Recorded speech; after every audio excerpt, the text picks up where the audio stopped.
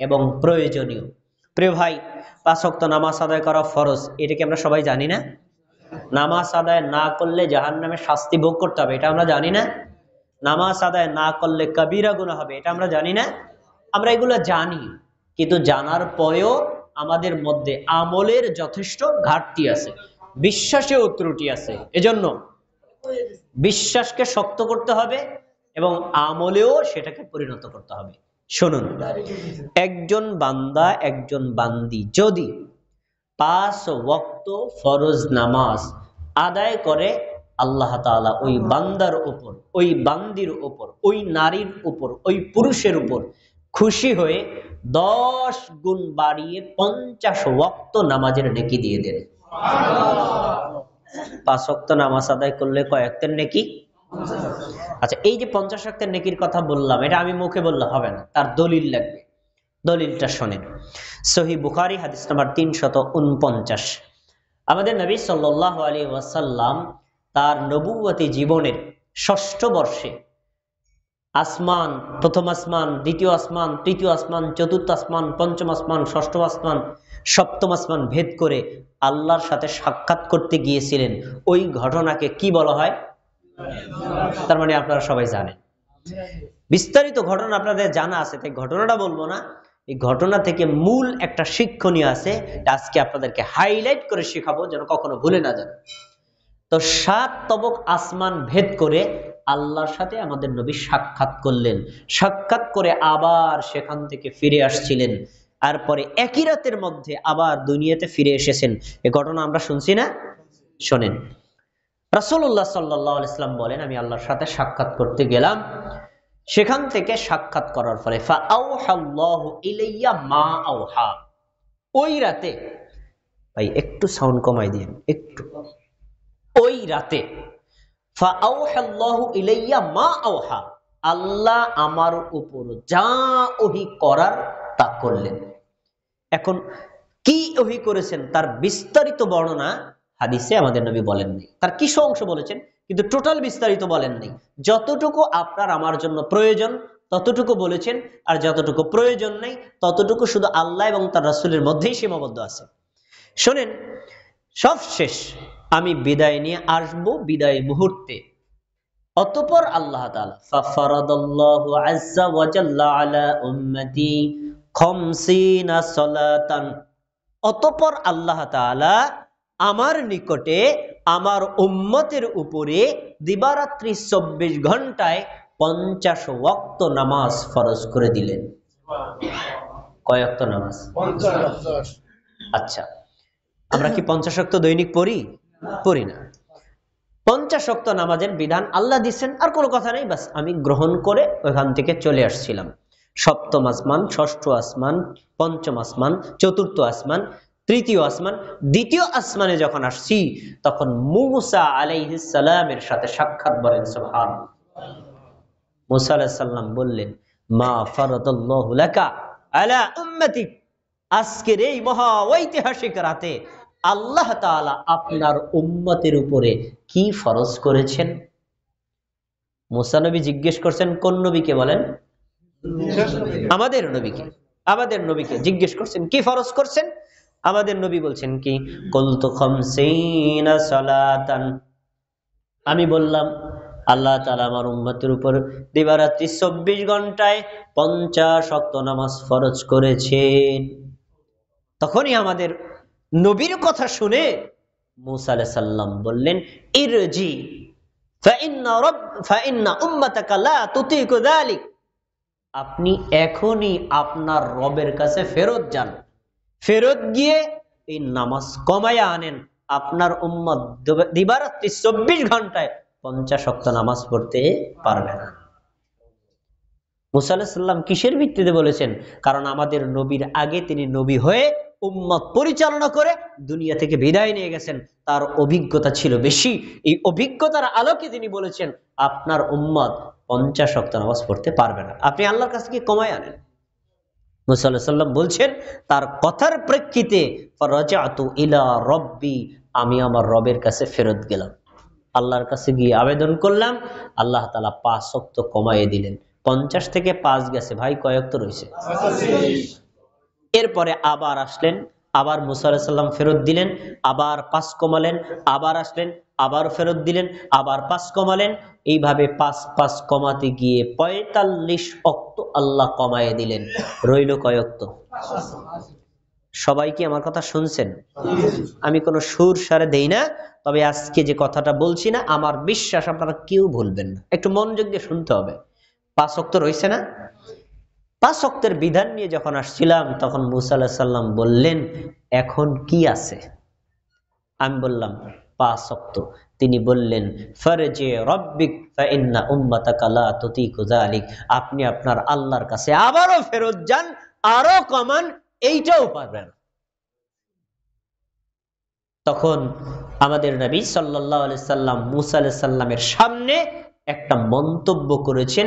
এই মন্তব্যের শব্দটা সহিহ মুসলিমে উল্লেখ করা আছে। তিনি বলছেন, ফাস্তাহিয়াইতু রাব্বি, আমি আমার রবের কাছে বারবার যেতে লজ্জা পাই। আল্লাহ আমার উম্মতকে 50 ওয়াক্ত নামাজ দিয়েছিলেন, আমার উম্মত 50 ওয়াক্ত নামাজ আদায় করলে 50 ওয়াক্তের নেকি পাইতো। আপনার কথার কারণে আমি কয়েকবার গেলাম, 45 ওয়াক্ত কমে গেল। আবার যদি যাই, কমবে না বাড়বে? কমবে না? তো আরো যদি কমে, আমার উম্মতের নেকির পরিমাণও কমে যাবে। এই জন্য বারবার আমি আল্লাহর কাছে যাব, এটা আমার কাছে শরম করে, লজ্জা করে, না যা হয় হোক, আমি আর যাব না। আমি এই 5 ওয়াক্তের বিধান নিয়েই দুনিয়াতে ফেরত যাব। ওই সময় আল্লাহ তাআলা আমাদের নবীকে একটা ওহী করেছেন। আমাদের নবী ছিলেন, মুসা আলাইহিস সালাম উপস্থিত ছিলেন। আল্লাহ তাআলা তখন ওহী করেছেন। আমার মনে চায় এই শব্দটা প্রত্যেকটা মসজিদের দরজায় আরবি, নিচে অর্থ সোনার অক্ষর দিয়ে লিখে দিতে পারতাম, আমার মনে একটু ভালো লাগতো। শব্দগুলোকে একটু শুনবেন আপনারা? শোনেন। আল্লাহ তাআলা বলছেন, লা ইউবাদদালুল কওলু লাদাইয়া হিয়া খামসু ওয়া হিয়া খামসুন। নবী মুহাম্মদ সাল্লাল্লাহু আলাইহি সাল্লাম, তুমি শোনো, আমি আল্লাহ, আমার কথার মধ্যে কোনো পরিবর্তন নাই।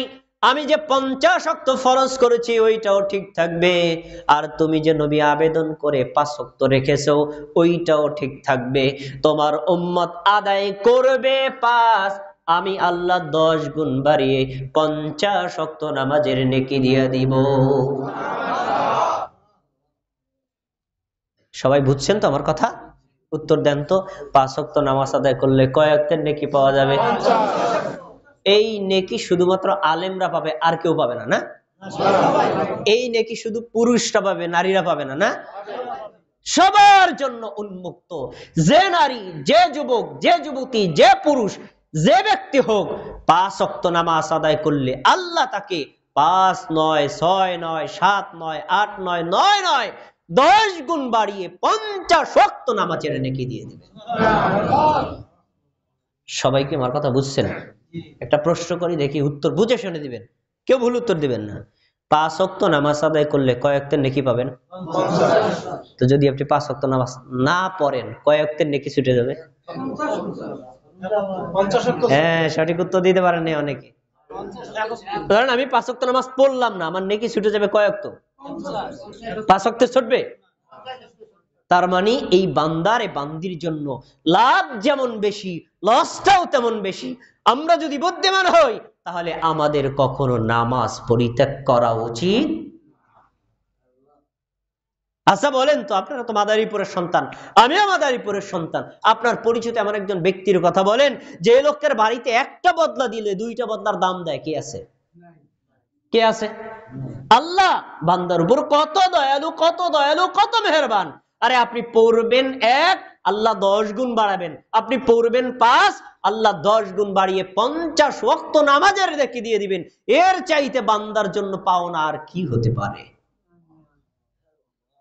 আজকের এই হাদিসটাকে মনে থাকবে তো? বলেন তো, আমরা 5 ওয়াক্ত নামাজ আদায় করলে কয় ওয়াক্তের নেকি পাবো? তো করবো তো ইনশাআল্লাহ। নামাজের ফজিলত সম্পর্কে কোনো এক সময় এখানে আলোচনা করবো ইনশাআল্লাহ। আমি তো প্রত্যেক বছর আপনাদের এলাকায় আসি, এক এক সময় এক একটা বিষয় নিয়ে আলোচনা করি। আজকে এটা আমার আলোচ্য বিষয় নয়। আজকে আলোচ্য বিষয় হলো, এই নামাজ তো আমাদের পড়া উচিত, কিন্তু একা একাও পড়া যায়, জামাতের সাথেও পড়া যায়। একা একা পড়লে নেকি বেশি না জামাতে পড়লে নেকি বেশি? এখন জামাতে যদি পড়ি তার নেকিটা কি এবং কোন ধরনের, কি পরিমাণ, এটা জানলে আমাদের জামাতের প্রতি আগ্রহ অনেক বাড়বে। তাহলে এটা কি আমাদের জানা দরকার আছে না? শোনেন, আল্লাহ রাব্বুল আলামিন সূরা সফে বলেন, ইন্নাল্লাযীনা ইউহিব্বুনা ইন্নাল্লাহা ইউহিব্বুল্লাযীনা ইউকাতিলুনা ফী সাবিলিহি কাআন্নাহুম বুনিয়ানুম মারসুস। আল্লাহ তাআলা ওই বান্দাকে, ওই বান্দিকে খুবই ভালোবাসেন যে লোকটা আল্লাহর রাস্তায় জিহাদ করতে গিয়ে কাতারবদ্ধ হয়, এমন ভাবে মনে হচ্ছে সীসা ঢালা প্রাচীর। সীসা ঢালা প্রাচীরের মতো কেউ যদি কাতারবদ্ধ হয়ে আল্লাহর রাস্তায় জিহাদ করে, আল্লাহ ওই বান্দার উপর খুশি না বেজার? ঠিক ওই যে কাতারবদ্ধ হওয়া জিহাদের ময়দান, ওইটার হলো বাস্তব প্রয়োগ শিক্ষা নেবে একজন বান্দা ফরজ নামাজ জামাতে পড়ার মাধ্যমে। আমরা যখন জামাতে নামাজ পড়ি তখন কি কাতারবদ্ধ হয়ে দাঁড়াই না? এই দৃশ্যটা আল্লাহর কাছে কি খারাপ লাগে না ভালো লাগে? তো যারা জামাতের সাথে পড়বে আল্লাহ তাদেরকে কি ভালোবাসবেন নাকি শত্রু মনে করবেন? জামাতের সাথে নামাজ পড়া সম্পর্কে কোরআন মাজিদে কয়েকটি আয়াত উল্লেখ করা আছে, তবে বিস্তারিত বর্ণনা আল্লাহ কোরআনে উল্লেখ করেন নাই। এর কিছু কারণ আছে। কোরআন আসলে ইসলামী শরীয়তের বিধানের মূল তথ্যগুলো উল্লেখ করেছে, আর ওই শরীয়তের বিধানগুলো বিস্তারিত ব্যাখ্যা করেছেন আমাদের নবী, কথার মাধ্যমে, কাজের মাধ্যমে, আমলের মাধ্যমে, এই যে অনুমোদের মাধ্যমে, এগুলোকে বলা হয় হাদিস। তাহলে কোরআনের আয়াতের ব্যাখ্যা করবে হাদিস।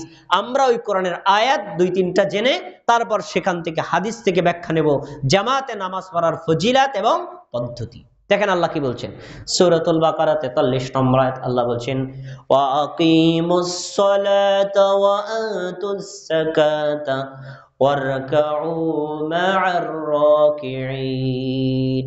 ওয়া আকিমুস সালাত, আর তোমরা সালাত কায়েম করো। সালাত মানে কি? সালাত এটা কোরআনের ভাষা, হাদিসের ভাষা। বাংলায় আমরা বলি নামাজ। বলতে পারেন তোমরা নামাজ কায়েম করো, এই আদেশটা কার? পরে ওয়া আতুস যাকাত, তোমরা যাকাত আদায় করো। এই যে যাকাত আদায় করো, এই আদেশটা কার?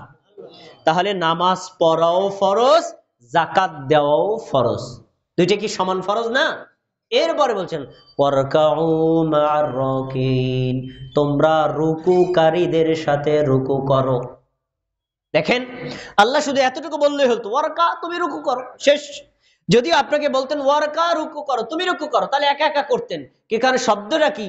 ওয়ারকাউ মা'আর রাকিঈন, যারা রুকু করে তাদের সাথে রুকু করো। আচ্ছা, যারা রুকু করে মানে সবাই একসাথে মিলে করছে। একসাথে মিলে রুকু করে কখন? একা একা নামাজ পড়ে না জামাতের সাথে নামাজ পড়ে? তাহলে এই শব্দটাই ওয়ারকাউ মা'আর রাকিঈন, তোমরা রুকুকারীদের সাথে রুকু করো, সাজদাকারীদের সাথে সাজদা করো, নামাজ যারা পড়ে তাদের সাথে নামাজ পড়ো। মানে আল্লাহর আদেশ তোমরা জামাতের সাথে নামাজ পড়ো। বলেন সুবহানাল্লাহ। তাহলে জামাতের সাথে নামাজ পড়ার আদেশ কি আমাদের নবী দিয়েছেন না আল্লাহ দিয়েছেন? আল্লাহ দিয়েছেন। তাহলে এটা আল্লাহর একটা হুকুম। এই হুকুমটাকে আমাদের বাস্তবায়ন করা দরকার না? আচ্ছা, যদি আমরা এটা বাস্তবায়ন করি তার জন্য আমাদের লাগবে মসজিদ। মসজিদ মসজিদ ছাড়া একা একা ঘরের মধ্যে নিয়মিত জামাতে পড়া যায়? মাঝে মধ্যে পড়তে পারেন, নিয়মিত পড়া যায় না। এজন্য আল্লাহ তাআলা সূরা তাওবার 18 নম্বর আয়াতে মসজিদ যারা পরিচালনা করে, দায়িত্বে থাকে, তাদের কিছু ফজিলত এবং গুণাবলী উল্লেখ করেছেন। আল্লাহ কি বলছেন? ইন্নামা ইয়া'মুরু মাসাজিদাল্লাহ, নিশ্চয়ই আল্লাহর মসজিদ গুলো আবাদ করবে তারা, মান আমানা বিল্লাহ, আল্লাহকে বিশ্বাস করে যারা, ওয়াল ইয়াউমিল আখির, পরকালকে বিশ্বাস করে যারা, ওয়া আকামাস সালাতা, নামাজ কায়েম করে যারা, ওয়া আতাজ যাকাতা, যাকাত আদায় করে যারা, ওয়ালাম ইয়াখশা ইল্লাল্লাহ, আল্লাহ ছাড়া অন্য কাউকে ভয় করে না যারা। কয়টা গুণ? কয়টা গুণের কথা আল্লাহ বলেছে? 5টা।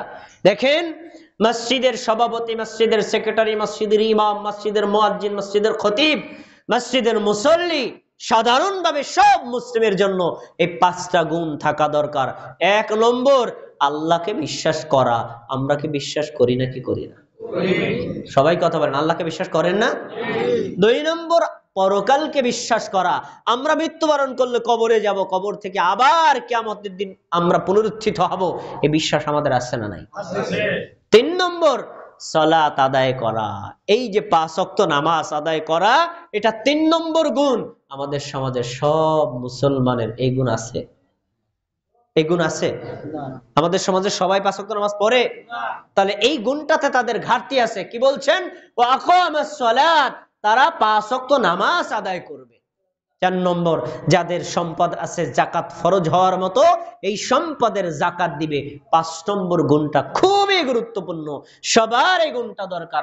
ওয়ালাম ইয়াখশা ইল্লাল্লাহ, তারা আল্লাহ ছাড়া পৃথিবীর কাউকে ভয় করবে না। তাহলে ভয় করতে হবে কাকে?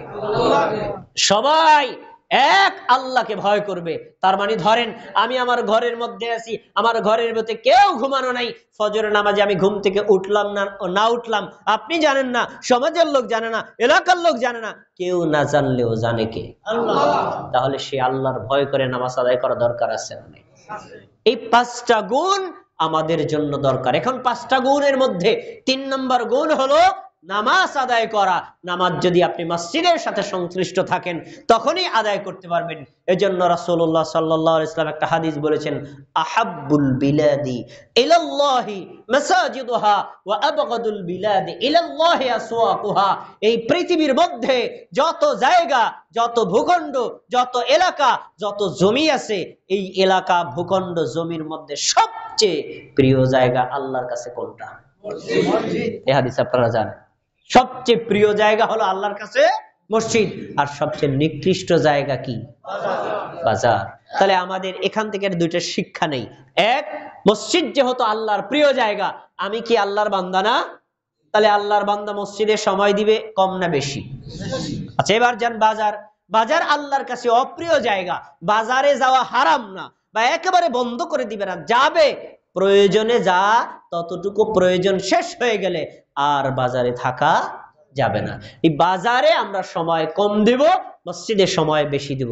বলেন তো আমরা কি এটাই করি না একটু উল্টা করি?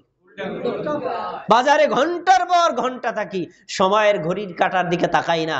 আর মসজিদের মধ্যে যদি একটু লেট হয়ে যায়, ঘড়ির কাঁটার দিকে যে কয়বার দৃষ্টি পড়ে তার কোনো শেষ সীমানা থাকে না। এই অভ্যাস আমাদের আছে না নাই? একটা ফজিলতের আমল বলে দিচ্ছি। বাজারে যাবেন, বাজার নিকৃষ্ট জায়গা, তবে মজার কথা শুনে নেন, এই বাজারে কেন আল্লাহ নবী নিষেধ করেছেন? বাজারে হলো গুনার একটা স্থান। বাজারে সাধারণত মানুষ নেকির কাজ করতে পারে না, করার পরিবেশ থাকে না। তবে ওই জায়গাটা যেহেতু খারাপ, সাধারণ মানুষ ওখানে কোনো জিকির আজকার করে না। একটা জিকির আমাদের নবী, একটা দোয়া আমাদের নবী শিখাই দিয়েছেন। ওই জিকিরটা, ওই দোয়াটা কেউ যদি বাজারে গিয়ে প্রবেশ করে পড়ে, শোনেন, অন্য কোন দোয়ার এইরকম কোন নেকি আমাদের নবী উল্লেখ করেন নেই। রাসূল সাল্লাল্লাহু আলাইহি ওয়াসাল্লাম বলেন, কেউ যদি বাজারের মধ্যে ঢোকে, ঢোকার পরে এই দোয়াটা পড়ে, লা ইলাহা ইল্লাল্লাহু ওয়াহদাহু লা শারীকা লাহু লাহুল মুলকু ওয়া লাহুল হামদু ইউহয়ী ওয়া ইউমীতু ওয়া হুয়া হাইয়্যুল লা ইয়ামুতু বিয়াদিহিল খায়র ওয়া হুয়া আলা কুল্লি শাইইন কাদির। এই দোয়াটা কেউ বাজারে গিয়ে যদি একবার পড়ে, আল্লাহর নবী বলেছেন পড়ার সঙ্গে সঙ্গে বান্দার আমলনামায় 10 লক্ষ নেকি লিখে দেওয়া হয়। কয় লক্ষ নেকি? এই দোয়াটা পড়ার সঙ্গে সঙ্গে ওই ব্যক্তির আমলনামা থেকে 10 লক্ষ গুনাহ আল্লাহ মুছে দেন। হাদিসের পরের অংশ, এই দোয়াটা একবার যদি পড়ে আল্লাহ তাআলা ওই বান্দার জন্য 10 লক্ষ গুণ জান্নাতে মর্যাদা বাড়িয়ে দেন। আর আরেকটি হাদিসে এই হাদিসটাই উল্লেখ করা, একটু শব্দ বাড়ানো, আল্লাহ তাআলা ওই বান্দার জন্য জান্নাতে একটা ঘর বানিয়ে দেন। তাহলে বাজার নিকৃষ্ট জায়গা, আপনি যাবেন, যাওয়ার পরে এই দোয়াটা পড়বেন, কাজ শেষ, আর সেখানে থাকা যাবে না। এখন মসজিদ যেহেতু উত্তম জায়গা, এই উত্তম জায়গায় সময় আপনি তখনই দিবেন যদি নামাজ আদায় না করেন। আর জামাতের সাথে নামাজ আদায় না করলে এই উত্তম জায়গায় যাওয়ার কোনো সুযোগ আপনার আমার থাকে না। এজন্য আমাদেরকে জামাতের সাথেই নামাজ আদায় করতে হবে। আচ্ছা, বাজারে আমরা কম যাব, মসজিদে বেশি যাব। মসজিদে গেলাম, মসজিদে গিয়ে নামাজ আমরা জামাতের সাথে পড়ব। তবে কিছু মুসল্লি আছে ইচ্ছাকৃতভাবে অবহেলাবশত তার অনিচ্ছা সত্ত্বেও অনেক সময় জামাতকে ফেল করেন বা জামাত নিয়মিত পাওয়ার ব্যাপারে আগ্রহ প্রকাশ কম করেন। আমাদের নবী সাল্লাল্লাহু আলাইহি ওয়াসাল্লাম একটা হাদিস বলেছেন, এই হাদিসটা যদি আপনি একটু হৃদয়ে ধারণ করেন, জামাতের প্রতি আরো বেশি আপনি যত্নশীল হবেন। হাদিসটা কোথায় আছে? সুনানু তিরমিজিতে বর্ণিত আছে। রাসূলুল্লাহ সাল্লাল্লাহু আলাইহি ওয়াসাল্লাম 241 নম্বর হাদিসে বলেন, মান সাল্লা লিল্লাহি 40 ইয়াওমান ফি জামাআতিন, যে ব্যক্তি জামাতের সাথে 40 দিন নামাজ পড়বে। কয়দিন? সবাই বলেন। ইউদরিকুত তাকবীরাতাল উলা, শুধু জামাত পেলেই হবে না, তাকবীর উলার সাথে পাবে। তাকবীর উলাটা কি? ইমাম সাহেব আল্লাহু আকবার বলে হাত বাঁধলেন, হাত বাঁধার পরে তিনি আবার সূরা ফাতিহা শুরু করেন। তার আগে যদি আল্লাহু আকবার বলে আপনি বেঁধে নিতে পারেন, তাকবীর উলা পেলেন। আরেকটা ব্যাখ্যা, আল্লাহু আকবার বলে ইমাম সাহেব হাত বাঁধার পরে তিনি দ্বিতীয় তাকবীর দেন রুকুতে যাওয়ার সময়। তার মানে রুকুর আগে যে কোনো সময় যদি আপনি আল্লাহু আকবার বলে যোগদান করেন, তাহলেও আপনি তাকবীর উলা পেলেন। এইভাবে তাকবীর উলার সাথে নামাজ আদায় করতে হবে কয়দিন? 40 দিন, একটানা 40 দিন। কোন আল্লাহর বান্দা, কোন আল্লাহর বান্দি যদি এইভাবে তাকবীর উলার সাথে 40 দিন পর্যন্ত জামাতের সাথে নামাজ আদায় করে, আমাদের নবী বলেন কুতিবাত লাহুম বারাআতান, আল্লাহ তাআলা ওই বান্দার জন্য 2টা মুক্তির পরোয়ানা লিখে দিবেন। সুবহানাল্লাহ। 2টা মুক্তির পরোয়ানা কি? দেখেন, এই 2টা যদি আপনার নামে লিখে দেওয়া হয়, তাহলে আপনার চাওয়া পাওয়ার কিচ্ছু বাকি থাকবে না। 1 নম্বর, বারাআতুম মিনান নিফাক, আল্লাহ তাআলা ওই বান্দার, ওই বান্দির নামটা মুনাফিকদের তালিকা থেকে কেটে মুসলিমদের নামের মধ্যে অন্তর্ভুক্ত করে দিয়ে দিবে। তার মানে লোকটা মুনাফিক না। মুনাফিক যে না সে মুসলমান, মুনাফিক যে না সে মুমিন। আমরা কি মুনাফিক হতে চাই না মুমিন মুসলমান হতে চাই? মুনাফিক থেকে আপনার নামটা কেটে দিবেন। 1 নম্বর মুক্তির পরোয়ানা। 2 নম্বর, অবারাআতুম মিনান নার, কেউ যদি একটানা 40 দিন পর্যন্ত তাকবীরুলার সাথে নামাজ আদায় করে জামাতের সাথে, আল্লাহর নবী বলেন তার জন্য দ্বিতীয় মুক্তির পরোয়ানা হলো আল্লাহ তাকে জাহান্নাম থেকে মুক্তি ঘোষণা করে দিবেন। দেখেন, একটু চিন্তা করেন, এই যে শীতের বেলায় আপনারা এখানে এসেছেন, জামাতের সাথে নামাজ পড়েছেন, কোরআন সুন্নাহর কথা শুনতে বসছেন, এই যে মজলিসে আপনারা বসছেন, আপনাদের উদ্দেশ্য কিন্তু 2টা। 1 জাহান্নাম থেকে বাঁচা, 2 জান্নাত পাওয়া। আর কোনো কিছু আছে? না। জাহান্নাম থেকে বাঁচা আর জান্নাত পাওয়া। শোনেন, মানুষের জন্য রাস্তা কিন্তু 2টা, একটা হলো জান্নাতের রাস্তা, একটা জাহান্নামের রাস্তা। যে জান্নাতে যাবে সে জাহান্নামে যাবে না, যে জাহান্নামে যাবে সে জান্নাতে যাবে না। এখন আল্লাহর রাসূল বললেন 40 দিন যদি কেউ জামাতের সাথে তাকবীরুলের সাথে নামাজ আদায় করে, আল্লাহ তার নামটা জাহান্নাম থেকে মুক্ত করে দিলে লোকটা কোথায় যাবে? সবাই বলে না কোথায় যাবে? তাহলে আমরা কি জান্নাত চাই না? তাহলে আমাদের জামাতের সাথে নামাজ আদায় করা দরকার আছে না? শুনেন, একটা প্রশ্ন আপনাদের থাকতে পারে, একটানা 40 দিন পর্যন্ত তাকবীরুলের সাথে নামাজ আদায় করলো, এই ব্যক্তির নামটা জাহান্নাম থেকে মুক্ত হয়ে গেল, নামটা মুনাফিক থেকে মুক্ত হয়ে গেল, এরপরে যদি আর নামাজ না পড়ে তাহলে কি হবে? একটা প্রশ্ন থাকতে পারে না? আপনি যে উত্তরটা দিয়েছেন না চাচা, এই উত্তরটা পুরোপুরি সঠিক না। মনে দেন, বলুক, সমস্যা নেই, খেয়াল করে শোনেন। কেন? আসলে বাস্তব কথা হলো, আমরা কেউ কিন্তু মায়ের পেট থেকে পড়েই 5 ওয়াক্ত নামাজের অভ্যাস আমাদের হয় নাই। হয়েছে? আমরা প্রথমে হয়তো ধরেন 1 ওয়াক্ত পড়ছি, তারপরে 2 ওয়াক্ত পড়ছি, তারপরে 3 ওয়াক্ত পড়ছি, এরপরে 5 ওয়াক্ত পড়ছি, আবার 5 ওয়াক্ত মাঝে মাঝে আবার গ্যাপ গেছে। পড়তে পড়তে পড়তে পড়তে আমাদের নামাজের প্রতি একটা ভালোবাসা, মহব্বত তৈরি হয়ে গেছে। এখন 1 ওয়াক্ত ছুটে গেলে খারাপ লাগে নাকি লাগে না? তো এজন্য এই হাদিসটা আসলে এজন্যই বলা হয়েছে, একটানা 40 দিন কেউ যদি তাকবীর উলার সাথে গুরুত্বের সাথে 40 দিন পর্যন্ত নামাজ আদায় করে নামাজের প্রতি মোহাব্বত, ভালোবাসা, মায়া, দয়া তার এমন জন্ম নিবে আর সে নামাজ ত্যাগ করতে চাইবে না। এটাই বাস্তব, এটাই বাস্তব। এই জন্য আপনার এই হাদিসটার উপর জীবনে কমপক্ষে একদিন হলেও আপনার আমল করা উচিত। এবার আপনি বলেন তো, তাকবীরুল্লাহর সাথে 40 দিন নামাজ পড়বেন, জামাতে যদি না পড়েন, তাহলে এই হাদিসের উপর জীবনে কোনোদিন আমল করা সম্ভব?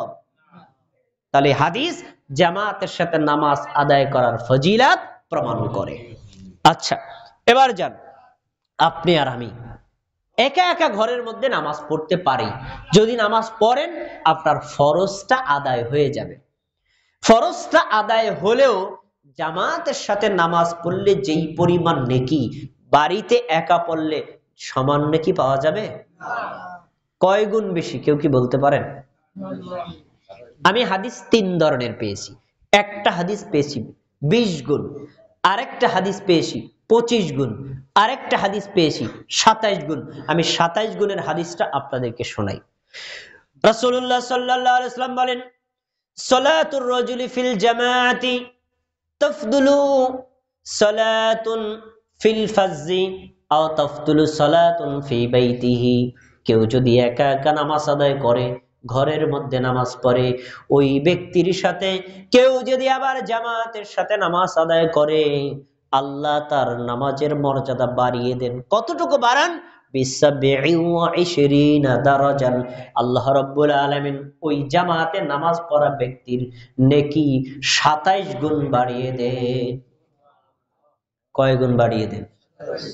আমরা এইভাবে বলি, এক রাকাতে 27 রাকাত, এরকম বলি না? তাহলে বোঝা যাবে শুধু রাকাতের। আরে শুধু রাকাত না, নামাজের মধ্যে রুকু করেন, সিজদা করেন, তাসবিহ পড়েন, কিরাত পড়েন, যা করেন, নামাজের মধ্যে যে সকল আমল করেন, সবগুলো আমলই আল্লাহ 27 গুণ বাড়িয়ে দিবেন। সুবহানাল্লাহ। আচ্ছা, এখন জামাতের সাথে নামাজ আদায় করলে 27 গুণ নেকি বাড়ার কারণ কি? কি কারণ? এর কারণ আছে। এর কারণ, জামাতের সাথে নামাজ আদায় করলে ব্যক্তি এমন কিছু কর্ম করে যা বাড়িতে বা একা একা করলে ওই কর্মগুলো করা হয় না। কি কি কর্ম করে দেখেন। ইযা তাওয়াদ্দা আল মুসলিম, বান্দা যখন নিজের ঘরের মধ্যে অথবা নিজের বাড়িতে ওযু করে, ফা আহসানাল উদুআ, সুন্দর করে ওযু করে। তাহলে ওযু করা একটা নেকি, আবার ওযু সুন্দর করে করা এটা কিন্তু আরো বেশি নেকি। আমরা বর্তমানে শীতের মধ্যে বসবাস করছি, আমরা পানি দিয়ে ওযু করতে কষ্ট হয়। অনেকে আছে তাড়াহুড়ো করে ওযু করেন, আপনার নিজের হাত পা অনেক জায়গায় শুকনা থাকে, এরকম অনেক তাড়াহুড়ো মুসল্লি করে নাকি করে না? করা যাবে না। আপনি শীতকাল হোক আর গরমকাল হোক, সুন্দর করে ওযু করবেন। আচ্ছা, সুম্মা খরাজা ইলাল মুসাল্লা, সুম্মা খরাজা ইলাল মাসাজিদ, অতঃপর সে বাড়ি থেকে মসজিদে রওনা দেয়। আচ্ছা, যদি ঘরের মধ্যে পড়তো তাহলে কি হেঁটে তার মসজিদ পর্যন্ত আসা লাগতো? এই যে হাঁটতেছে অতিরিক্ত। লা ইয়াখরুজুহু ইলাল মাসাজিদি ইল্লা সালাতাল মাকতুবা, মসজিদে আসছে শুধু ফরজ নামাজের জন্য, অন্য কোনো কারণ নাই, শুধু নামাজের জন্যই মসজিদে রওনা দিয়েছে। যখন সে রওনা দিল, লাম ইয়াখতু ইল্লা খুতওয়াতান ইল্লা রুফিয়াত লাহু বিহা দারাজা, বাড়ি থেকে রওনা দেওয়ার পরে যখন পা একটা কদম দিল, প্রত্যেকটা কদমে কদমে আল্লাহ রাব্বুল আলামিন এই বান্দার একটা করে নেকি লিখে দিলেন। সুবহানাল্লাহ। ওই একটা কদমেই, যেই কদমে আপনি একটা নেকি পেয়ে গেছেন, ঠিক ওই একটা কদমেই অহুত্তা আনহু খতিআতান, আল্লাহ তাআলা আপনার আমলনামা থেকে একটা গুনাহ মুছে দিলেন। যেই কদমটার মাধ্যমে আপনি নেকি পেয়েছেন, যেই কদমের মাধ্যমে আপনি গুনাহ ক্ষমা পেয়েছেন, ঠিক ওই একই কদমের মাধ্যমে আল্লাহ তাআলা জান্নাতে আপনার মর্যাদা এক ধাপ বাড়িয়ে দিয়েছে। সুবহানাল্লাহ। তার মানে এই যে দেখেন, ঘরের মধ্যে পড়লে আমার হাঁটা লাগতো না, এখন আমি মসজিদে যাচ্ছি, প্রত্যেক কদমে কদমে হাঁটছি, একটু কষ্ট হচ্ছে, একটু সময় যাচ্ছে, প্রতিটা কষ্ট প্রতিটা সময়ে আল্লাহ কি আমার নেকির পরিমাণ বাড়াচ্ছেন না কমাচ্ছেন? এরপরে যান, আস্তে আস্তে মসজিদে আসলো। মসজিদে আসার পরে যদি দেখে জামাতের আরো 5-7 মিনিট 10 মিনিট বাকি আছে, মসজিদে ঢোকার পরে সুন্নাত পড়লো, অথবা সুন্নাত পড়ার আগে যদি দেখে আরো বেশি সময় আছে, 2 রাকাত দুখুলুল মসজিদ পড়লো, দুখুলুল মসজিদ পড়ার পড়লো, সুন্নাত পড়লো। এরপরেও যদি কিছু সময় থাকে মসজিদের মধ্যে, সে যদি বসে ঠোঁট আর জিহ্বা তালা মাইরাও রাখে, তবু আল্লাহ তাআলা যতক্ষণ অপেক্ষা করবে ততক্ষণ পর্যন্ত ফরজ নামাজ পড়ার নেকি দিয়ে দিবেন। আচ্ছা, এই নেকিটা ঘরের মধ্যে পড়লে পাইতো? আচ্ছা, এই নেকির গুণ কিন্তু বাড়তেছে। অতঃপর সালাত আদায় করলো।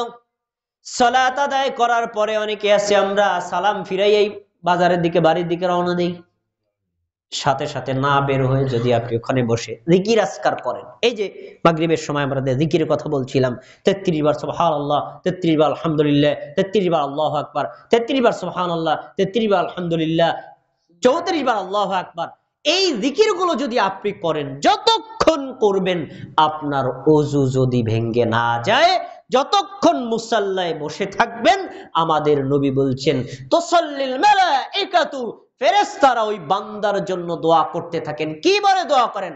আল্লাহুম্মা গফির লাহু, আল্লাহ যেই বান্দা নামাজের পরে মুসাল্লায় বসে আছে তুমি তাকে ক্ষমা করে দাও। সুবহানাল্লাহ। ফেরেশতারা যদি আপনার আমার জন্য ক্ষমা চায়, আল্লাহ কি দোয়া কবুল করবেন না? আল্লাহ অবশ্যই দোয়া কবুল করবেন। এরপরে ফেরেশতারা আরো বলেন আল্লাহুম্মা আরহামহু, আল্লাহ তুমি তাকে ক্ষমা করো, ক্ষমার সাথে সাথে তুমি তার উপর রহমত নাজিল করো। সুবহানাল্লাহ। নেকির পরিমাণ বাড়ছে না কমছে? তাহলে এইগুলো আপনি তখনই পাবেন যখন জামাতের সাথে নামাজ আদায় করবেন।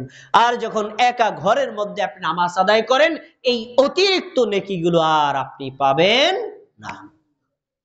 এবার জামাতের সাথে নামাজ আদায় করলে আমাদের জন্য আর একটা সুযোগ আছে। কি সুযোগ? আমাদের ছোট ছোট যে সকল পাপ অনিচ্ছা সত্য হয়ে গেছে, আল্লাহ তাআলা এই পাপগুলো নামাজ আদায় করার মাধ্যমে ক্ষমা করে দিবেন। সুবহানাল্লাহ। একটু কথা ভেঙে বলি, গুনাহ 2 প্রকার। একটা হলো কবিরা গুনাহ, বড় গুনাহ, আর একটা হলো সগীরা, ছোট গুনাহ।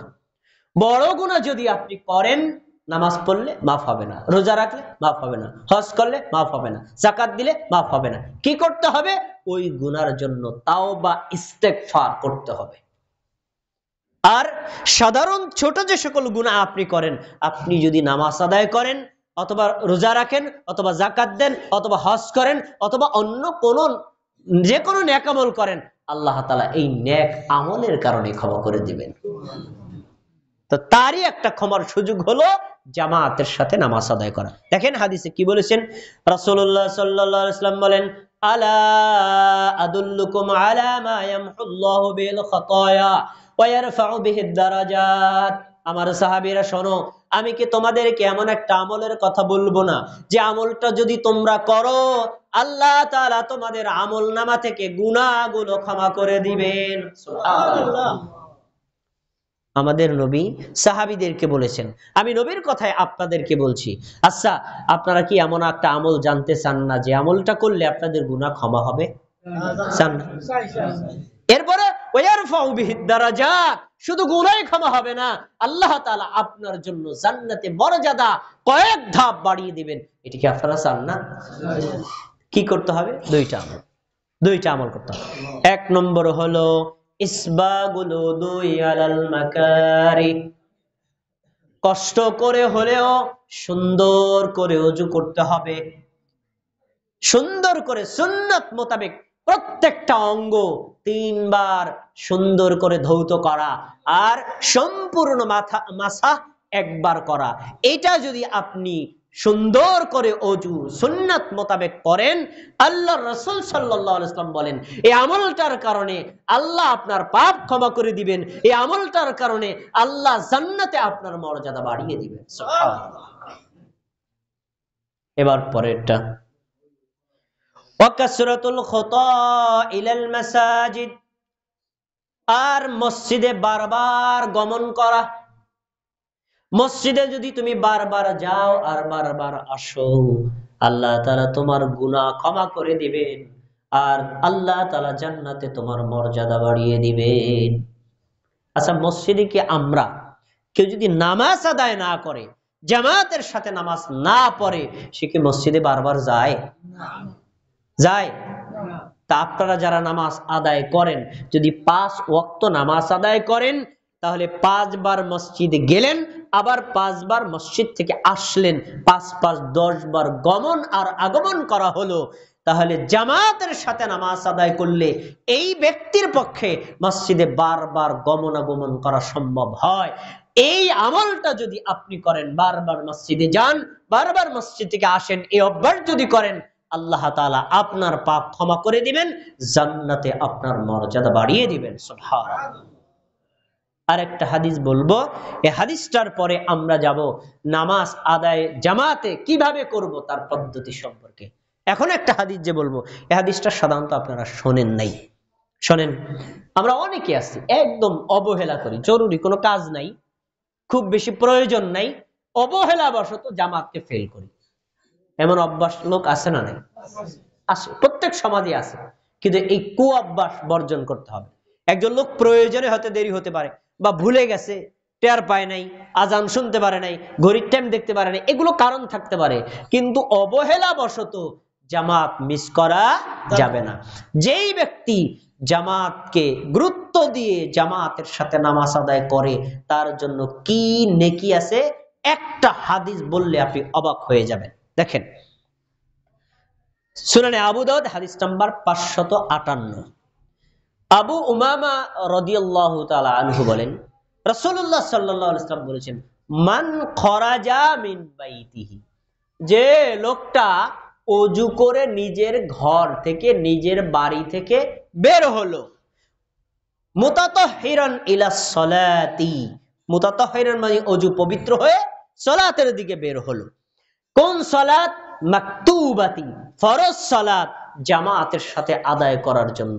যেই বান্দা, যেই বান্দি ফরজ নামাজ জামাতের সাথে আদায় করার জন্য মসজিদে রওনা দিল ওযু করে, একটু সবাই আমার দিক তাকান, অন্য দিক না, সবার তাকান, হাদিসটা দেখেন, ফাআজরুহু কাআজরিল হাজ্জিল মুহরিম, ওই ব্যক্তির আমল নামায় আল্লাহ সুবহানাহু ওয়া তাআলা একটি হজ করার নেকি লিখে দিবেন। সুবহানাল্লাহ। এই যে আমার এই ভাই তো হজ করছেন না? আর হজ করছেন কে এখানে? আর কি হজ করছেন?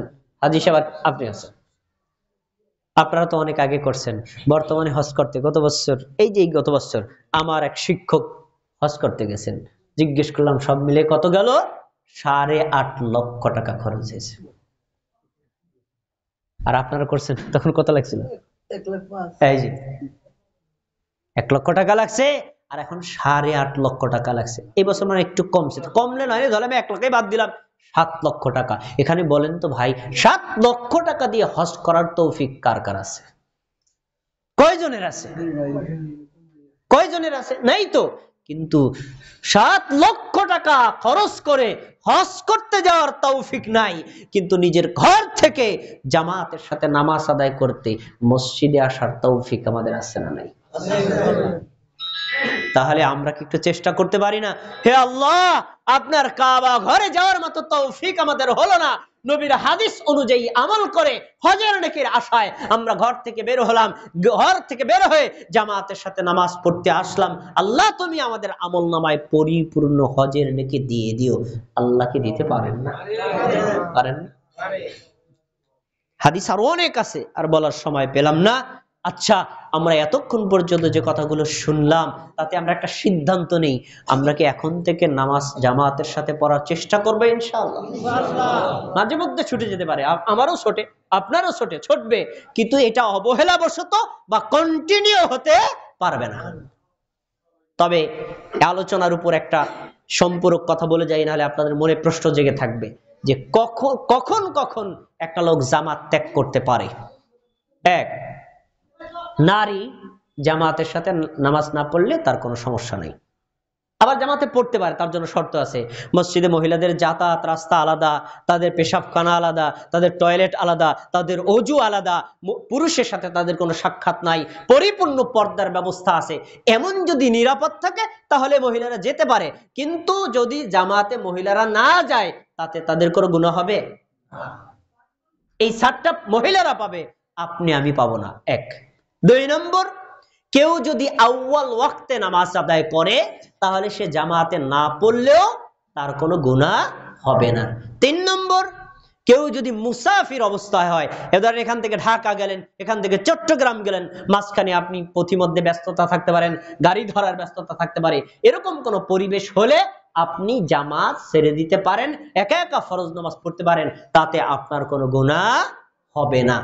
একটা কথা বলে আমি সালাতের জামাতের পদ্ধতিটা বলছি, একটু খেয়াল করেন তো। রাসূলুল্লাহ সাল্লাল্লাহু আলাইহি ওয়াসাল্লামের কাছে একজন সাহাবী আসছে, অন্ধ সাহাবী, এসে বলছেন, আল্লাহ রাসূল, লাইসা লি কাঈদুন ইয়াকুদুনি ইলাল মসজিদ, আমার এমন কোন বাড়িতে লোক নাই আমাকে ধরে ধরে মসজিদে নিয়ে আসবে। অন্ধ মানুষ, 2 চোখ অন্ধ, আমি চোখে দেখি না। এখন আপনি কি আমার একটু অনুমতি দিবেন, আমি ঘরের মধ্যেই নামাজটা পড়বো? সবাই কি আমার কথা শুনতেছেন? আমি ঘরের মধ্যে নামাজ পড়বো, মসজিদে আসবো না, আপনি আমার একটু অনুমতি দিবেন? আচ্ছা, এই প্রশ্ন যদি আপনারও করতো, আপনি বলতেন আচ্ছা ঠিক আছে ঘরেই পড়ো। আর তুমি অন্ধ মানুষ, রাস্তা চোখে দেখো না, আবার তোমার যে কেউ নিয়ে আসবো সেই লোকও নাই, আচ্ছা ঠিক আছে ঘরে পড়ো। আমাদের নবী বলেন আচ্ছা ঠিক আছে ঘরে পড়বো। ফালাম্মা ওয়াল্লা তাআহু, লোকটা কিছু দূর চলে গেল, আমাদের নবী তাকে আবার ডাকলেন, এদিকে আসো, এদিকে আসো, এদিকে আসো। আসছে, শোনো, হাল তাসমাউন নিদা, তুমি যে ঘরে থাকো, তুমি যে বাড়িতে থাকো, ওই ঘরে ওই বাড়িতে দাঁড়িয়ে বাড়িতে থেকে কি মসজিদের আজান শুনতে পাও? আজানের আওয়াজ তোমার কান পর্যন্ত যায়? ক্বালা নাম, লোকটা বলল নাম। আল্লাহর রাসূল বললেন ফাআজিব, তাহলে ঘরে পড়লে হবে না, মসজিদে এসেই জামাতে পড়তে হবে। বলেন সুবহানাল্লাহ। তাহলে এখানে একটা হাদিস পেলাম যে একজন লোক যদি অন্ধ হয় তারপরেও তাকে জামাত থেকে রুখসাত দেওয়া হয়নি। এই হাদিসটার উপর একটা কমেন্ট আপনারা করতে পারেন, কি আল্লাহ তাআলা তো ইসলামের কোন বিধান মানুষের উপর এমন ভাবে চাপিয়ে দেন নাই যা মানুষ করতে অক্ষম। লোকটা অন্ধ মানুষ, রাস্তা দেখে না, কেউ তাকে ধরে নিয়ে আসতে পারে না, তারপরেও যে বললেন জামাতে পড়তে হবে, তো এটা কেমন হলো? ওনার তো অক্ষম ব্যক্তির উপর চাপিয়ে দেওয়া হলো। এই প্রশ্ন আপনাদের থাকতে পারে, তবে এই উত্তর আপনাদের নিজের চোখে অনেকবার দেখা আছে। আমি একটু বলে দিই তাহলে মনে পড়বে। অন্ধ ব্যক্তিকে কেন রুখসত দেওয়া হলো না? আচ্ছা, আপনারা মস্তবাবুর স্ট্যান্ডে গেছেন না? সবাই গেছেন না? মাঝে মধ্যে দেখবেন আপনি যখন বাসে উঠছেন তো বাসে একজন অন্ধ ব্যক্তি উঠে ভিক্ষা করে, আছে না নাই? হ্যাঁ, আছে না? আচ্ছা, একটু চিন্তা করেন ভাই, একজন অন্ধ লোক বাড়ি থেকে মসজিদে আসলে তার জীবনের ঝুঁকি বেশি, না বাড়ি থেকে মস্তবাবুর স্ট্যান্ডে গেলে বাসে উঠলে তার জীবনের ঝুঁকি বেশি? বলেন কোনটা বেশি? একজন অন্ধ লোক টাকার জন্য, রিজিকের জন্য, পেট তার আহারের জন্য যদি ওই রকম জায়গায় কোনো ব্যক্তির সহযোগিতা ছাড়া যেতে পারে, এই লোকটা ঘর থেকে মসজিদেও আসতে পারবে। বুঝাইতে পারছি বিষয়টা? তাহলে আপনি জেনে রাখেন, অন্ধ ব্যক্তিও তাকেও কিন্তু ছাড় দেওয়া হয় নাই। আপনার হাত আছে, পা আছে, চোখ আছে, আপনি সবল মানুষ, আপনি ঘরের মধ্যে নামাজ পড়বেন, এটা নিয়মিত হতে পারে না, মাঝে মধ্যে যদি হয় তাহলে হয়তো আল্লাহ কবুল করবেন। আচ্ছা, এবার আসলাম আমরা জামাতে নামাজ পড়ার ফজিলত গুলো জানলাম। আসুন আমরা জামাতের সাথে নামাজ আদায় করি, কিন্তু জামাতের সাথে নামাজ আদায় করলে এই যে ফজিলত গুলো উল্লেখ করা, আপনি যে কোনো পদ্ধতিতে পড়লেই কি নেকি পাবেন না? আমাদের নবী সাল্লাল্লাহু আলাইহি ওয়াসাল্লাম যেভাবে পড়তে বলেছেন, শিক্ষা দিয়েছেন, পড়ার আদেশ করেছেন, ওইভাবে করলে পাবেন। আপনি একা একা যেভাবে মন মতো করলে হবে? নবী যেভাবে শিক্ষা দিয়েছেন ঠিক এইভাবে করতে হবে। আসুন, জামাতের সাথে নামাজ আদায় করলে কয়েকটা পদ্ধতি আছে যা আমরা অনেকেই ভুল করি। 1 নম্বর, খেয়াল করে শুনবেন, মনোযোগ দিয়ে শুনবেন। রাসূলুল্লাহ সাল্লাল্লাহু আলাইহি সাল্লাম মসজিদে ঢোকার পরে বলতেন আজান, ইকামত দাও। এর আগে তিনি কিচ্ছু বলতেন না, ইকামত দাও, ইকামত শেষ। হাদিসের ইবারত উকিমাতিস সালাত, ইকামত হয়ে গেল। ফাআকবালা আলাইনা বিওয়াজহিহি রাসূলুল্লাহ সাল্লাল্লাহু আলাইহি ওয়াসাল্লাম। ইকামত শেষে আমাদের নবী সাহাবীদের দিকে তাকায়া, সাহাবীদের দিকে চেহারা ফিরায় বলতেন, আকিমু সুফুফাকুম, তোমরা তোমাদের কাতার সোজা করো। এই কথাটা কি ইকামতের আগে বলতেন না পরে বলতেন? শব্দ হাদিস কিন্তু আপনাদেরকে শোনাইছি। উকিমাতুস সালাত, ইকামত হয়ে গেছে, ফাআকবালা, ফা মানে অতঃপর, এরপরে তিনি তার চেহারাটা আমাদের দিকে ফিরালেন। তার মানে ইকামতের আগে না পরে? পরে। সাহাবীদের দিকে বলছেন, আকিমু সুফুফাকুম, তোমরা তোমাদের কাতার সোজা করো। ওয়া তারাসু, কাতারের মাঝখানের ফাঁকাটা বন্ধ করে মিলে মিলে দাঁড়াও। কেন? ফাইন্না তাসওয়াতাস সাফফি মিন ইকামাতিস সালাত।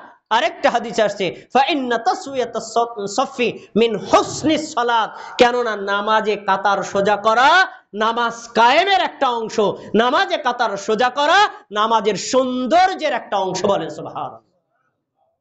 15টা ছেড়ে 10 ছেড়ে, আচ্ছা শেষ করে দিই 4 মিনিট। তাহলে এখানে বোঝা গেল যে কাতার সোজা করা, মাঝখানের ফাঁকা বন্ধ করা, এই আদেশটা কি আমার না নবীর? এর আমাদের নবী সাল্লাল্লাহু আলাইহি ওয়াসাল্লাম নিজে আদেশ করেছেন। আরেকটা হাদিস শুনেন, রাসূলুল্লাহ সাল্লাল্লাহু আলাইহি ওয়াসাল্লাম বলছেন, ওয়ালা তাযারু ফুরুজাতিল লিশ-শাইতান, তোমরা দুইজনের মাঝখানে শয়তানের জন্য ফাঁকা জায়গা রেখে দিও না। যদি ফাঁকা জায়গা রেখে দাও, শয়তান ওখানে ছাগলের বাচ্চার মতো প্রবেশ করে, আমি দেখি, তোমরা দেখো না। তা আমি আমার এই চাচা দাঁড়াইলাম মাঝখানে, ধরেন 1 বিঘত জায়গা আছে, 1 বিঘত জায়গায় দাঁড়াবে কে? সবাই বলেন। এই শয়তানকে দাঁড়ানোর জায়গা করে দিলাম তিনি আর আমি। তাহলে মাঝখানে ফাঁকা রাখা যাবে? যাবে না। কিভাবে মিলাইতে হবে? আরেকটা হাদিস বলে আলোচনা শেষ করছি। আনাস রাদিয়াল্লাহু তাআলা আনহু বলেন, রাসূলুল্লাহ সাল্লাল্লাহু আলাইহি ওয়াসাল্লাম একদিন আমাদেরকে বললেন, অবশ্যই তোমরা তোমাদের কাতার সোজা করবা। কাতার যদি সোজা না করো, আল্লাহ তাআলা তোমাদের অন্তরের মধ্যে বৈপরীত্য সৃষ্টি করে দিবেন, হিংসা বিদ্বেষ তোমাদের মধ্যে শত্রুতা বাড়িয়ে দিবেন। কাতার তোমরা সোজা করবা। রাসূলুল্লাহ সাল্লাল্লাহু আলাইহি ওয়াসাল্লাম এই আদেশ করার পরে আমি ডান দিকে তাকালাম, আমি বাম দিকে তাকালাম, দেখলাম প্রত্যেক সাহাবী ইউলসিকু মানকিবাহু বিমানকিবি সাহিবিহি ও কদমাহু বিকদমি সাহিবিহি, প্রত্যেক ব্যক্তি তার পার্শ্ববর্তী ব্যক্তির কাঁধের সাথে কাঁধ, পায়ের সাথে পা মিলিয়ে দাঁড়িয়েছে। মাঝখানে কোনো জায়গা আছে? মাঝখানে কোনো জায়গা নাই। একটা কথা বলে আলোচনা শেষ করছি। একটা প্রশ্ন থাকতে পারে, ইনি আমার বাবার চাইতে বড়, আমি তার নাতির সমান বয়স, উদাহরণস্বরূপ, এখন আমি তার কাঁধের সাথে কাঁধ মিলাবো, বেয়াদবি হয় না? আমি তার পার সাথে পা মিলাবো, বেয়াদবি হয় না? কিন্তু রাসূলুল্লাহ সাল্লাল্লাহু আলাইহি ওয়াসাল্লাম এবং সাহাবীগণ কখনো এই মন্তব্য করেন নাই। এই যে পায়ের সাথে পা, কাঁধের সাথে কাঁধ মিলানোর কথা যখন নবী বলেছেন আর সাহাবীগণ মিলেছেন, তার ভিতরে জান্নাতের সনদ পাওয়া সাহাবী আবু বকর ছিলেন, তার মতরে ছোট সাহাবী আব্দুল্লাহ ইবনে আব্বাসও ছিলেন। যে যেখানেই ছিলেন, ছোট হোক বড় হোক, বড় দাদা হোক দাদি হোক, আলেম হোক সাধারণ মানুষ হোক, প্রত্যেক ব্যক্তি পায়ের সাথে পা, কাঁধের সাথে কাঁধ মিলিয়ে দাঁড়িয়েছেন। এটাকে সাহাবীগণ কখনো বেয়াদবি মনে করতেন না।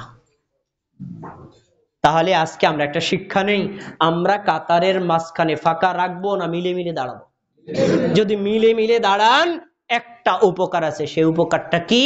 এই চাচার সাথে আমি একটু আগে ধরেন ঘন্টাখানি একটা ঝগড়া করছি, দুজনেই নামাজ পড়তে আসলাম, তো নামাজের পর পাশাপাশি দাঁড়াইছি। দেখবেন তার সাথে ঝগড়া থাকার কারণে তিনি এখানে দাঁড়াইলে আমি ওইখানে যেয়ে দাঁড়াবো, এই মুড আমাদের আছে না নাই? কেন? ওই যে একটু হিংসা বিদ্বেষ।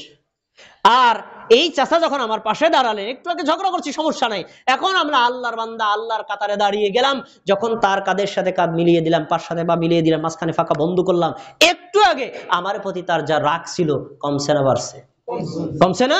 এজন্য রাসূলুল্লাহ সাল্লাল্লাহু আলাইহি সাল্লাম মুসলিম ব্যক্তির মধ্যে হিংসা বিদ্বেষ দূরীভূত করা, সাম্যবাদ প্রতিষ্ঠা করা, মানুষের মধ্যে ভালোবাসা তৈরি করার জন্য জামাতের এই পদ্ধতি শিক্ষা দিচ্ছেন। আলেম হোক, সাধারণ মানুষ হোক, শিক্ষিত হোক, অশিক্ষিত হোক, মুসলিম হোক, দেশের রাষ্ট্রপতি হোক, একজন ব্যক্তি যখন দাঁড়াবে, পায়ের সাথে পা, কাঁধের সাথে কাঁধ মিলিয়ে দাঁড়াবে। কারণ ওইখানে কেউ আলেম না, কেউ উচ্চ শিক্ষিত না, কেউ নিম্ন শিক্ষিত না, ওখানে সবাই আল্লাহর বান্দা, ওখানে কোনো গৌরব অহংকার থাকতে পারবে না। এখন থেকে আমরা এভাবে মিলে মিলে মোহাব্বতের সাথে জামাতের সাথে নামাজ আদায় করবো, তো বলেন ইনশাআল্লাহ। আল্লাহ আমাদের তৌফিক দান করুন, আমিন। আসসালামু আলাইকুম ওয়া রাহমাতুল্লাহি।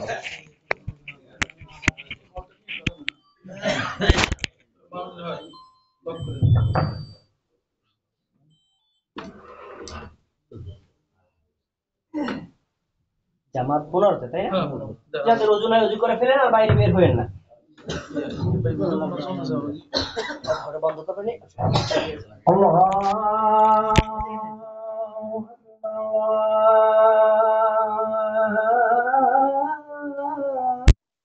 আকবার।